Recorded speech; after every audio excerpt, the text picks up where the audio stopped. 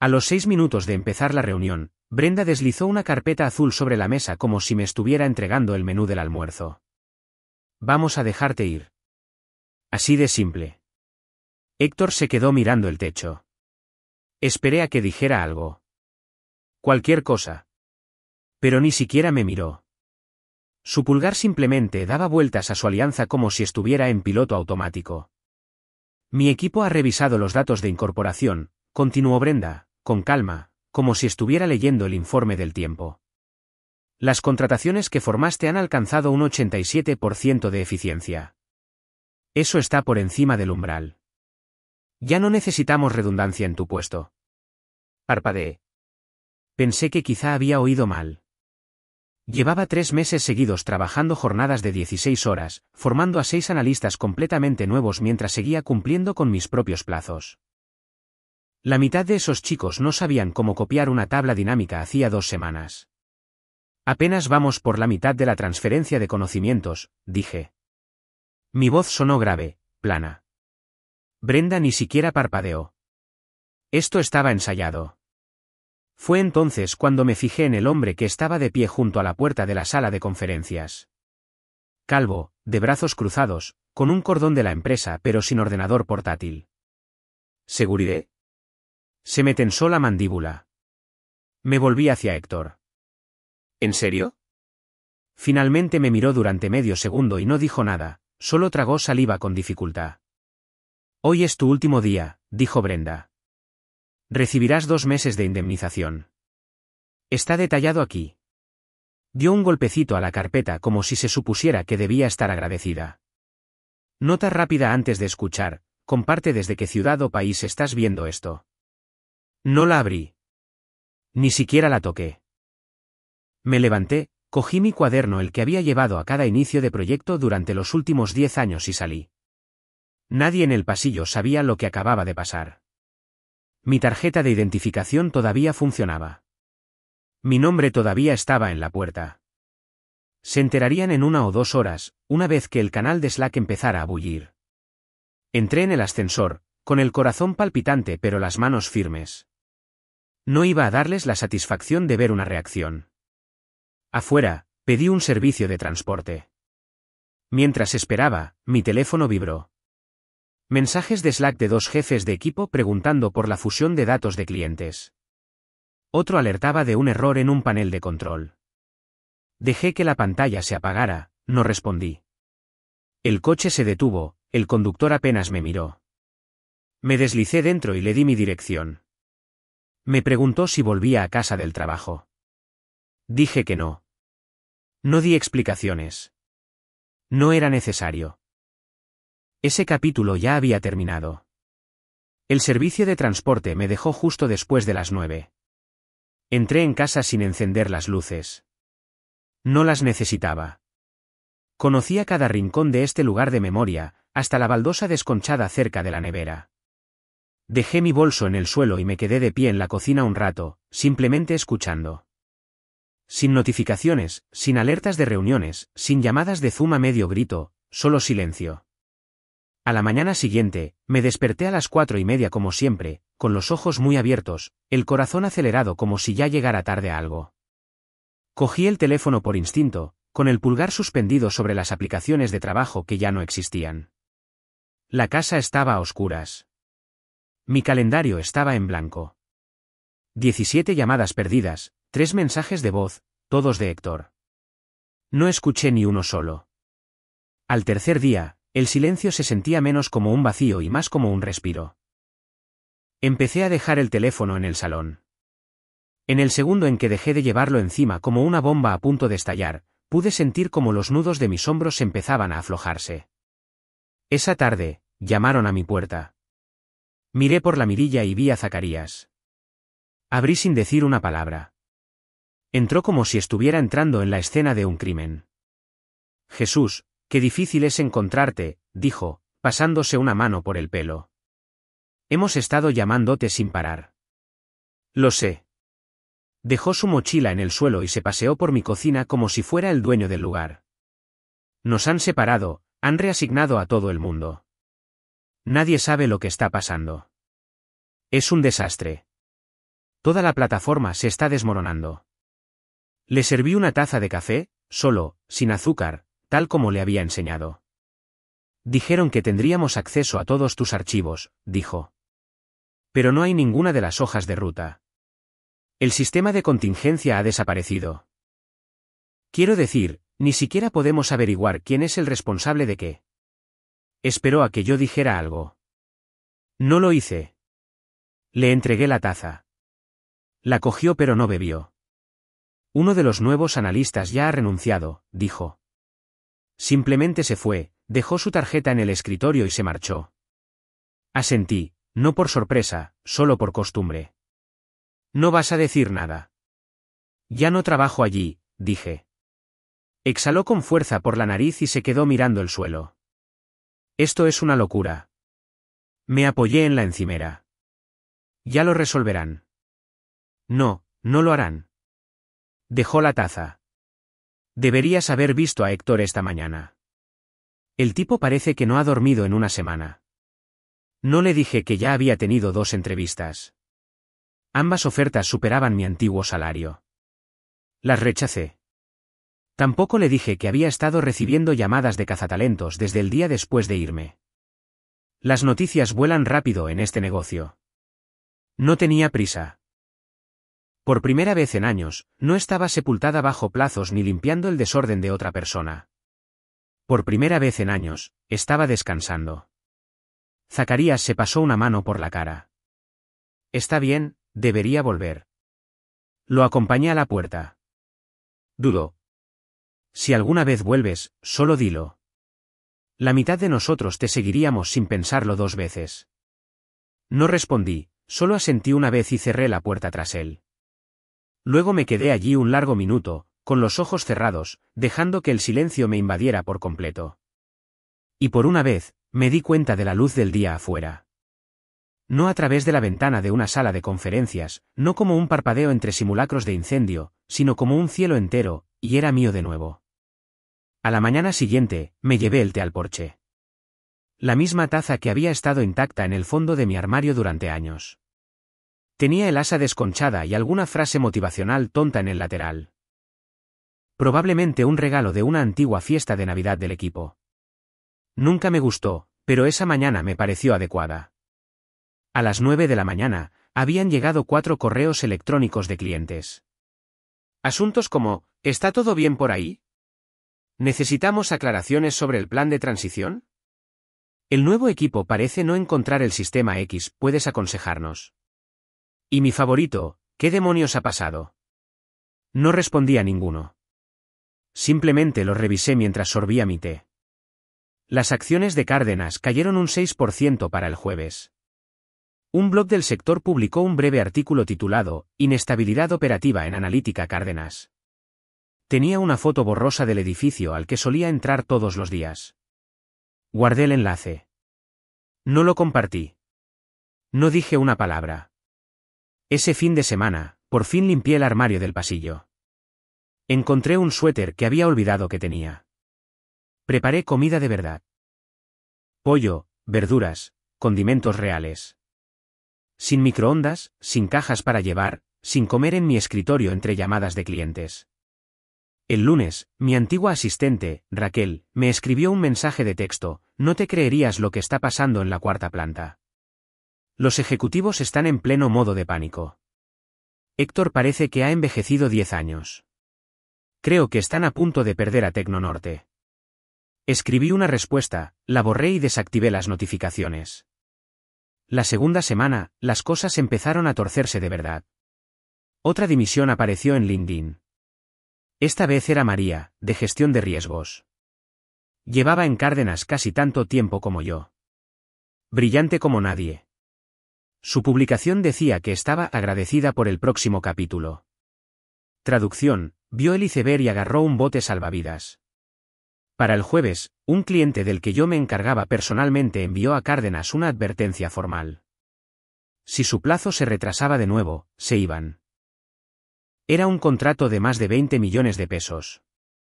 Hice una lista de la compra, compré una sartén de hierro fundido nueva, encontré una receta en internet y la seguí paso a paso como si no tuviera otro lugar donde estar. Porque no lo tenía. El silencio que antes resentía se había convertido en una señal. Por fin estaba recuperando mi vida. La tercera semana, empecé a hacer entrevistas, no porque lo necesitara, solo para ver el panorama. Un reclutador me dijo que se había enterado de mi salida a través de círculos informales y me preguntó si estaba abierta a una reubicación. Otro dijo que su vicepresidente había señalado mi nombre en cuanto salió al mercado. Pero cada entrevistador, sin importar lo pulcro o sonriente que fuera, finalmente se inclinaba hacia adelante y preguntaba lo mismo. Entonces, ¿qué hacías exactamente en Analítica Cárdenas? Les dije la verdad. Solucionaba problemas. Algunos sonreían cortésmente y esperaban más. No les di más. Solucionaba el tipo de problemas que nadie ve hasta que te explotan en la cara. Eso normalmente los callaba. Querían oír hablar de sistemas, organigramas, palabras de moda como sinergia y automatización. Pero no era eso lo que mantenía a Cárdenas en funcionamiento. Era yo. Silenciosamente, invisiblemente, sin pedir nunca crédito. Una directora de contratación, una mujer de Ciudad de México, parecía genuinamente curiosa. Entonces, eras como una solucionadora de problemas. Me encogí de hombros. Más bien como un cortafuegos. Evitaba que las decisiones estúpidas lo quemaran todo. Se rió, dijo que era la respuesta más honesta que había oído en todo el año. No acepté su oferta. De hecho, no acepté ninguna. Todavía no. En lugar de eso, volví a casa, me serví otra taza de té y me senté en el porche mientras el sol se ponía tras los árboles. Noté cómo la luz se extendía por el césped de mi vecino. Vi a dos niños pasar en patinetes. Escuché la brisa por una vez. No a través de un cristal de oficina de doble panel, sino allí mismo, al aire libre. Las cosas en Cárdenas se estaban desmoronando rápidamente. Y por una vez, yo no era la que sostenía los hilos. Era un martes por la noche, sobre las 6:30. Acababa de sacar la cena del horno. Pasta y pan de ajo, nada sofisticado. Cuando sonó el timbre, abrí y me encontré a un repartidor sosteniendo una cesta de regalo del tamaño de mi torso, envuelta en celofán, con un lazo rizado en la parte superior, llena de café premium, embutidos, chocolates, una botella de whisky escocés y un sobre blanco pegado en el frente. Necesito una firma, dijo. Firmé sin preguntar de quién era. No era necesario. La nota lo dejaba muy claro. Te paguen lo que te paguen en tu próximo trabajo, nosotros lo superaremos. Tomás L. Me quedé allí en la puerta un segundo, con el sobre todavía en la mano, el calor del horno flotando detrás de mí. Tomás no era sutil. El director ejecutivo de nuestro cliente más grande durante los últimos 7 años. Probablemente pagaba a Cárdenas más que algunas empresas de inversión. Siempre me había enviado los correos electrónicos directamente a mí. Nunca a través de los gestores de cuentas.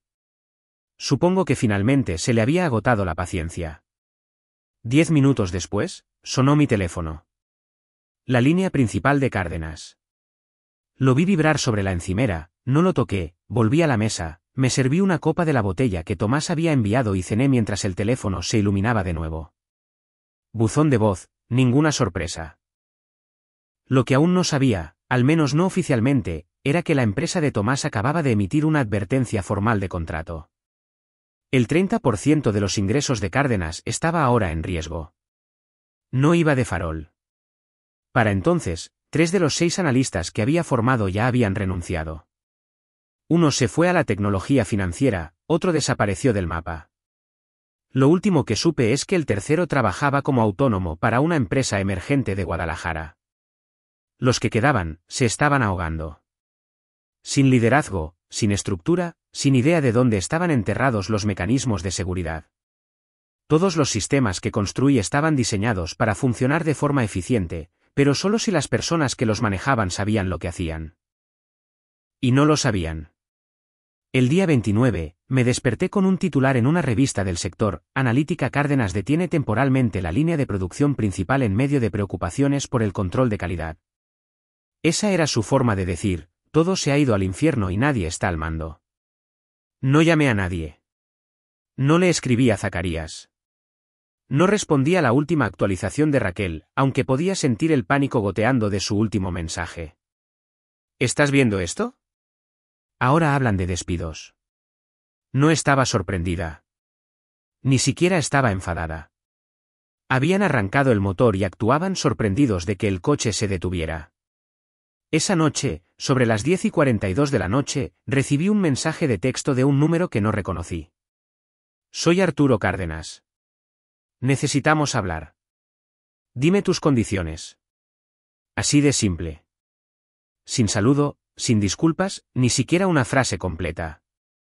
Pero me quedé mirando ese mensaje durante mucho tiempo. Porque en 10 años en esa empresa, Arturo Cárdenas nunca me había hablado.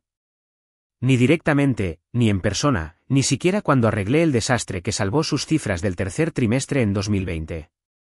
Y ahora me enviaba un mensaje de texto por la noche pidiendo mis condiciones. 3 días después de ese mensaje, sonó el timbre de mi casa a las 11:07 de la noche. Estaba medio dormida en el sofá. Las luces seguían encendidas, la televisión emitía un documental nocturno que no estaba viendo realmente. Miré el reloj y luego caminé hacia el interfono. Sí. Soy Arturo Cárdenas, dijo una voz. Necesito hablar contigo. No respondí de inmediato. Solo me quedé mirando el altavoz como si pudiera parpadear. Arturo Cárdenas. El hombre cuyo nombre estaba en el edificio, cuya cara aparecía en cada reunión trimestral general, que había pasado a mi lado durante 10 años sin decir una sola vez mi nombre. Le abrí. Un minuto después, estaba en mi puerta. Sin séquito, sin chófer, sin abrigo, solo una corbata floja, una camisa arrugada, el pelo como si se hubiera pasado las manos por él 100 veces y unos ojos profundos y hundidos que no habían visto el sueño en días. Pasa, dije. Él asintió una vez y entró. Ni siquiera miró a su alrededor. Simplemente me siguió hasta la cocina y se sentó a la mesa como si ya supiera que esto iba a doler. Sé que es tarde, dijo. Sí, lo es. Miró la mesa, no a mí. Estamos en problemas. No me digas. Exhaló con fuerza como si alguien le hubiera dado una patada en las costillas. Tomás se retira a menos que nos estabilicemos. La producción ha bajado. Las puntuaciones de calidad son un chiste. El soporte al cliente se está desangrando. No sé qué estaba haciendo Héctor. Estaba dejando que todo se desmoronara, dije. Finalmente me miró. Te estoy pidiendo que vuelvas. Permanecí de pie. Déjame decirte lo que desechaste, dije. 10 años. Sin vacaciones de verdad. 3 visitas al hospital por infecciones de estrés. La boda de mi hermana, me la perdí. El funeral de mi tío, también me lo perdí. Y luego estaba el compromiso que no pude mantener porque todo lo que hacía era perseguir tus plazos. No me interrumpió. Solo se quedó sentado, con la mandíbula apretada, asintiendo lentamente. Y después de todo eso, me echaron como si fuera un problema resuelto. Como si fuera una empleada temporal que ya había cumplido su propósito. Tienes razón, dijo. En voz baja pero clara. No debería haber pasado. No de esa manera. Héctor se ha ido. Esa fue la decisión de la Junta después de las repercusiones. Pero esto no era como se suponía que debía ser. Sin embargo, aquí estamos. Se frotó la cara y luego se inclinó hacia adelante con ambas manos planas sobre la mesa. No voy a pretender arreglarlo con una disculpa. Estamos en caída libre. Cada sistema que construiste se está agrietando sin ti. Nadie sabe cómo detenerlo. Ni siquiera creo que entiendan lo que estabas haciendo allí. Pero yo sí lo entiendo ahora. No me moví. Dejé que se sentara en ese silencio. No necesito un discurso de regreso, dijo. Necesito un plan tuyo. Me crucé de brazos. ¿Y pensaste que aparecer en mi casa a las 11 era la jugada correcta? Llevo llamando 3 días, dijo. No respondiste. Me quedé sin opciones. No se equivocaba. Finalmente me senté frente a él. Dejé que viera que ya no estaba enfadada. Había terminado de estar enfadada. Estaba pensando. Mañana sabrás de mí, dije. Abrió la boca como si quisiera seguir presionando, pero se detuvo. Gracias, dijo. Solo eso. No respondí. Me levanté y lo acompañé a la puerta. Al salir, miró hacia atrás una vez como si quisiera decir algo más, pero no lo hizo. Simplemente se fue, y yo cerré la puerta con llave tras él. Después de que Arturo se fuera, no me fui a la cama. Hice café, me senté a la mesa donde había suplicado y me quedé mirando el rincón de la habitación donde solía tener mi ordenador portátil del trabajo. No le devolví la llamada. Llamé a Tomás. Contestó rápidamente, como si estuviera esperando la llamada. ¿Ya ha venido arrastrándose?, preguntó. Sí. Anoche. Bueno, dijo, ya era hora. No voy a volver. No como antes, dije. Pero tengo una proposición. Se lo expuse claramente. Sin rodeos. Escuchó y luego se rió, de forma aguda y breve. Eres más peligrosa fuera de ese edificio que cualquiera que les quede dentro. Ese es el punto, dije. No necesitó que lo convencieran. Dijo que apoyaría cualquier movimiento que hiciera siempre que estabilizara su sistema y sus pedidos salieran a tiempo. Después de eso, llamé a Zacarías. Contestó al segundo tono, sonaba sin aliento. Por favor, dime que vas a volver. Necesito una actualización completa, dije. Sin adornos. ¿Qué está pasando realmente? Dejó escapar un silbido bajo. ¿Estás segura? Empieza a hablar. Está bien. Nadie puede encontrar el sistema de seguimiento. Está bloqueado. Todo está detrás de tu propio protocolo de contraseñas y nadie conoce las capas. Hemos tenido 3 paradas de emergencia en Monterrey solo esta semana. Héctor nunca documentó nada. Creo que ahora tienen a becarios haciendo las escaladas. No dije nada. Él continuó. 2 analistas más renunciaron. Raquel apenas aguanta. Un tipo intentó hacer ingeniería inversa de tus registros de auditoría y bloqueó todo el sistema. Perfecto, murmuré. Hizo una pausa. Entonces, ¿y ahora qué? Lo sabrás cuando suceda. Colgué. Al día siguiente, me puse un blazer negro, cogí la carpeta que había pasado toda la noche preparando y conduje hasta Cárdenas. Entré en el aparcamiento como si fuera un martes cualquiera. Subí a las puertas de cristal exactamente a las 3:45 de la tarde. Mi acceso no había sido revocado. Dentro, el vestíbulo bullía. Becarios, ejecutivos, gerentes junior fingiendo no entrar en pánico. Arturo se paseaba cerca de la recepción, teléfono en mano, traje arrugado, sudor en el cuello. Se giró en cuanto me vio. No dije una palabra, simplemente me acerqué, le entregué la carpeta gruesa, con pestañas, organizada a la perfección y lo miré directamente a los ojos.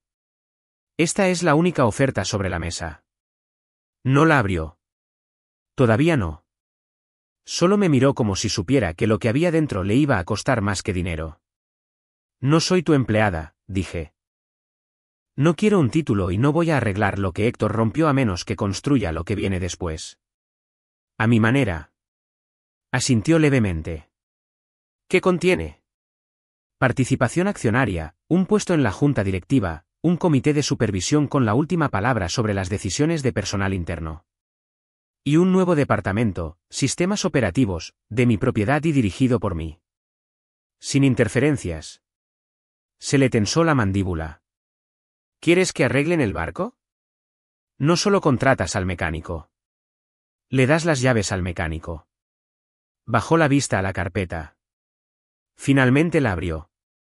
Sus ojos recorrieron la primera página, luego los organigramas, luego los términos. Como no hablaba, me di la vuelta y salí. No necesitaba quedarme. Si era inteligente y sabía que lo era, bajo todo ese pánico lo llevaría a la junta por la mañana. Y si no, entonces todo podía arder.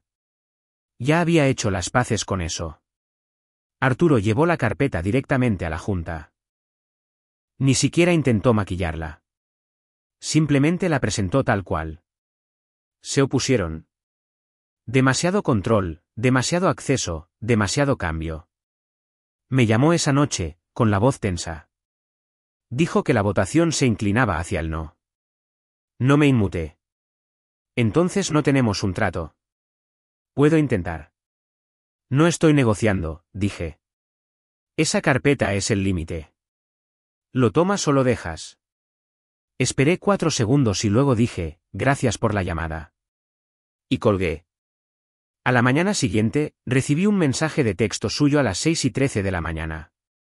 La Junta ha aprobado todos los términos. 5 de la tarde en punto. Sala de conferencias principal. Aparecí con el mismo blazer de antes. Sin corbata, sin maletín, solo una única carpeta y una calma que no había sentido en años. La sala de juntas tenía 12 sillas, pero solo 9 estaban ocupadas. 2 vacías, una tardía. Arturo se levantó cuando entré y luego volvió a sentarse. La tensión en la sala era densa. No ruidosa, pero lo suficientemente fuerte. Como si todos acabaran de darse cuenta de que la persona a la que habían descartado ahora tenía un asiento en su mesa. Me puse de pie a la cabecera de la mesa y abrí la carpeta. No perdamos el tiempo, dije. Han aprobado los términos, así que aquí está la realidad que acaban de aceptar. Pulsé el mando a distancia. El monitor detrás de mí se iluminó con los últimos datos de producción. Fallos del sistema, retrasos en los envíos, tasas de error, todo extraído de sus propios paneles de control internos. No eran falsos. Simplemente estaban enterrados donde nadie había mirado nunca. Esto no es un problema de operaciones, dije. Es un problema de liderazgo. Dejaron a las personas equivocadas a cargo y despidieron a las que realmente mantenían las ruedas en movimiento. Pasé la página. Su cliente más grande envió una advertencia de terminación. 3 departamentos están en caída libre. La moral ha desaparecido. La comunicación está rota. Y ahora mismo, ninguno de ustedes puede decirme dónde viven sus copias de seguridad del sistema. Nadie habló. Todavía no. No estoy aquí para avergonzar a nadie. Estoy aquí porque esta empresa es salvable. Si la reconstruimos desde dentro hacia afuera. Y para hacer eso, necesitaré cooperación total, 0 interferencias y las personas adecuadas en su lugar. Hice una pausa lo suficientemente larga como para mirar alrededor de la mesa. Empezando por Sofía. Será ascendida a directora de desarrollo de integración. Arturo no parpadeó, solo asintió. Una de las miembros más antiguas de la Junta, una mujer con un blazer azul marino, se inclinó hacia adelante. ¿Por qué siquiera nos estás ayudando?, preguntó. ¿Por qué no te marchas y dejas que se derrumbe? La miré a los ojos. Porque el poder real no proviene de quemarlo todo, dije. Proviene de reconstruir. Pero esta vez, bajo mis términos. No estoy salvando a Cárdenas por ustedes. Estoy construyendo algo que no necesitará ser salvado la próxima vez. Arturo deslizó el acuerdo sobre la mesa. Todas las firmas completas. Cogí el bolígrafo y firmé la última. Sin título, sin jefe, sin jerarquía por encima de mí. No me recuperaron. Obtuvieron algo más. Algo que no sabían cómo controlar. A la mañana siguiente, entré por las puertas principales de Cárdenas con una nueva tarjeta de identificación prendida en mi chaqueta. Fondo negro, letras doradas, nivel de acceso diferente. Esta abría todas las puertas. Nadie me detuvo. Nadie hizo preguntas. Todos lo sabían. Fui directamente a la sala de crisis, el espacio del equipo donde solían sentarse mis analistas. 4 de ellos todavía estaban allí, desplomados en sus sillas, con los ojos rojos, bebidas energéticas a medio vaciar en cada escritorio. Zacarías fue el primero en levantar la vista. Santo Sei. Reúne a todos, dije. Ahora. En 5 minutos, el resto se había reunido alrededor. Algunos parecían aliviados. Algunos parecían destrozados. Todos parecían perdidos. Cogí un rotulador y me acerqué a la pizarra. 3 sistemas fallaron porque los flujos de trabajo se redirigieron a través de herramientas heredadas, dije. ¿Por qué? Héctor nos dijo que migráramos antes de que se reconstruyeran los protocolos, murmuró uno de ellos. Exactamente. Se saltó el marco de respaldo. Ese es el primer fallo. Me giré y dibujé un diagrama. Segundo fallo, nadie mapeó las rutas de escalada entre equipos. Tienen a soporte contactando a desarrollo, desarrollo pasándolo a operaciones, y operaciones señalándolos a ustedes. Arreglen el flujo o nada se moverá. Zacarías ya estaba tomando notas. Y tercer fallo, dije, golpeando la pizarra, nadie tiene la vista puesta en las métricas a largo plazo. Todos están atrapados en modo de emergencia constante. Arreglamos eso reconstruyendo la matriz de informes antes de que llegue otro ciclo de pánico. Lo desglosé pieza por pieza, le di a cada uno una tarea para resolver antes del mediodía. No preguntaron por qué. Simplemente asintieron y se movieron. A las 2:30, estaba de vuelta en mi nueva oficina. Con vistas, en una esquina, estanterías vacías, todavía olía a pintura. Cogí el teléfono y marqué directamente el número de Tomás. Contestó al primer tono. Dime. Los problemas del sistema están identificados y en proceso de triaje. Te enviaré un desglose completo en 1 hora. Tendrás métricas verificadas para el cierre de la jornada de mañana. Bien, dijo. Retendré a los abogados por ahora. Necesito autoridad total en el futuro.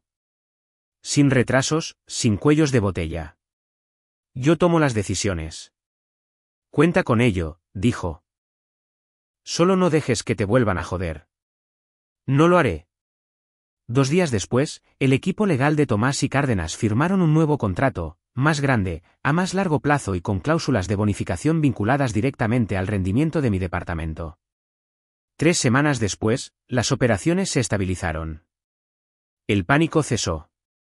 La gente empezó a respirar de nuevo. A los 2 meses, el precio de las acciones se recuperó. Los errores internos disminuyeron un 42%. Se eliminó todo el retraso de la cadena de suministro. No lo arreglé gritando o arrastrando a la gente. Lo arreglé porque sabía dónde vivía cada punto de presión y ya no necesitaba permiso para tocarlos. Al tercer mes, todo el ritmo de la empresa había cambiado. Se podía sentir en cuanto entrabas en el edificio. Más limpio, más nítido, más silencioso. No porque la gente tuviera miedo, sino porque la gente finalmente sabía lo que estaba haciendo. Mi departamento no solo parcheaba sistemas. Reconfiguramos cómo funcionaban las cosas. Se acabaron los silos. No más guerras de territorio entre análisis, desarrollo y operaciones. Si tu nombre estaba en la cadena, estabas en la sala. No más hilos secundarios. No más ya te incluiremos luego. La comunicación se rastreaba, se documentaba, se seguía hasta el final. Si alguien dejaba caer la pelota, no desaparecía. Rodaba directamente hacia mí. El comité de supervisión detuvo 2 despidos idiotas en las primeras 6 semanas. Recursos Humanos intentó acelerar los despidos para reducir la redundancia. Lo señalé en 10 minutos. El comité lo anuló en 15.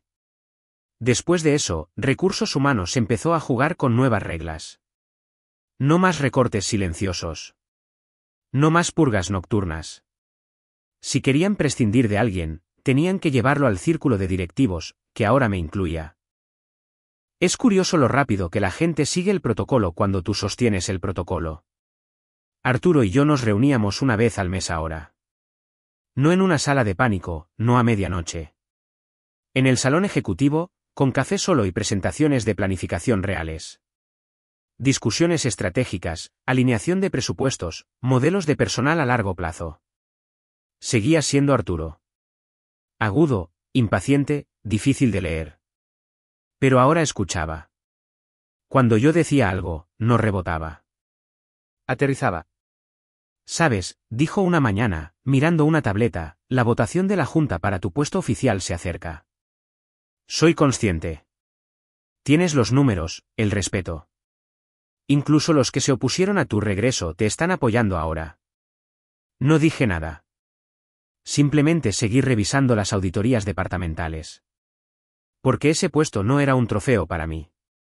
Era una palanca. Una forma más de asegurarme de que este lugar no pudiera ser secuestrado por los egos de nuevo. No éramos perfectos.